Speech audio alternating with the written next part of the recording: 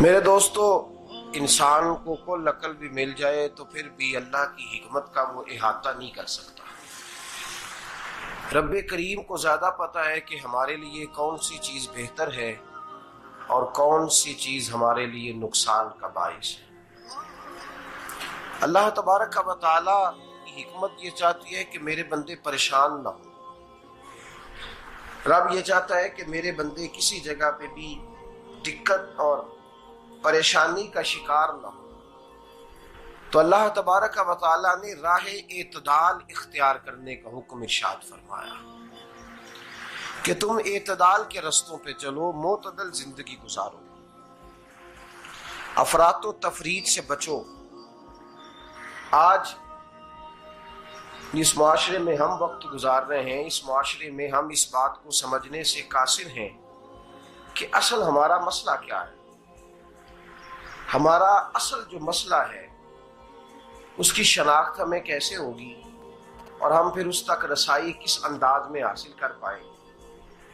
ہم ہمیشہ اپنی آمدن بڑھانے کے چکر میں رہتے ہیں،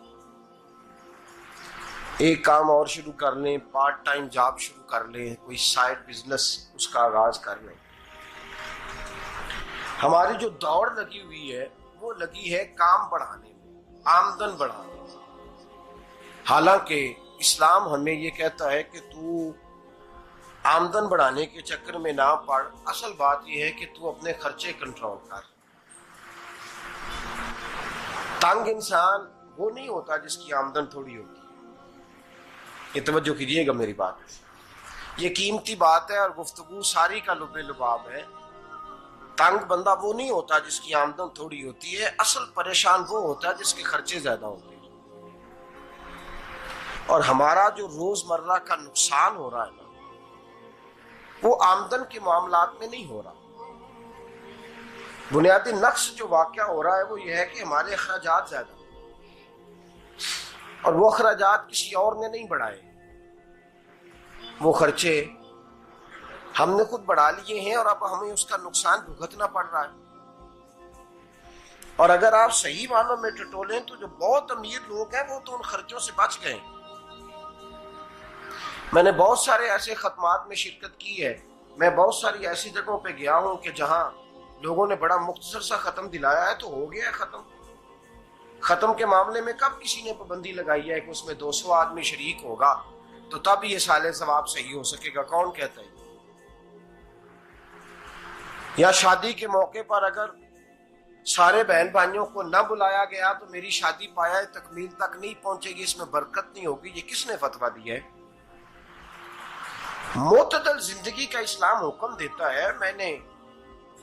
میں پڑھ رہا تھا کہ ایک بہت بڑا صدر ہے، غالباً سوڈان کے صدر کی بات ہو رہی تھی، تو اپنے بیٹے کی بارات لے کے گیا تو 4 لوگ گئے ہیں بارات اور 15 لوگوں کا اس نے اہتمام کیا اپنے گھر میں کھانا کھانے کا، تو کیا شادی ہو گئی کہ رک گئی؟ تو بھائی راگ الاپنا اس بات کا کہ بڑی پریشانی ہے، کوئی سائیڈ بزنس شروع کیا جائے فلان جگہ فلان جگہ فلان جگہ، تو اصل معاملہ یہ ہے کہ پہلے ایک بندہ کماتا ہے تو پھر بھی گھر ہی چلتا ہے، پھر بڑا بیٹا ساتھ شامل ہوتا ہے تو پھر بھی گھر ہی چلتا ہے، پھر منجلا بیٹا شامل ہوتا ہے تو پھر بھی گھر ہی چلتا ہے۔ جو رونا دادا جی رویا کرتے تھے کہ بڑی مصیبت ہے، بڑی مشکل ہے، گاؤں میں رہ اکیلے ہوتے تھے اور وہ 5 بچوں کو اور 4 بچیوں کو وہ پالتے تھے، تو جو وہاں پریشانی تھی وہی آج پریشانی شہر میں آ کر پڑھ لکھ کر موٹی تنخواہ لے کر وہی پریشانی ہمیں ہے۔ تو میں جس نتیجے پہ پہنچا ہوں اس کو پڑھ کے، قرآن مجید کی چند آیات کو دیکھ کر اور اس مفہوم کی جو حدیثیں کتب احادیث میں پائی جاتی ہیں اور ہمارے بزرگوں نے ہمیں جو مزاج اس حوالے سے دیا ہے، میں اس نتیجے پہ پہنچا ہوں کہ مسئلہ آمدن کا نہیں، مسئلہ خرچے کا ہے۔ ہمارے خرچے بنیادی طور پر زیادہ، اور اگر پھر ہم زیادہ بوجھ خواتین پہ ڈالتے ہیں کہ وہ مطالبے زیادہ کرتی ہیں، اور اگر آپ مجھ سے پوچھیں تو خواتین کی بھی اگر کسی جگہ کوئی عادت خراب ہوتی ہے تو اس میں اصل کردار اس کا ہوتا ہے جو وہ عادت خراب تو کیوں اپنے گلے سے اتار کے آپ کسی کے گلے میں بات ڈالنے کے چکر میں ہیں؟ وہ خواتین کی طبیعت نہیں ایسی ہے. اصل بات یہ ہے کہ ہم نے عادت ڈالی ہے، ہم نے یہ مزاج ان کو دیا تو ان کا بنا ہے، نہ کیسے بن سکتا.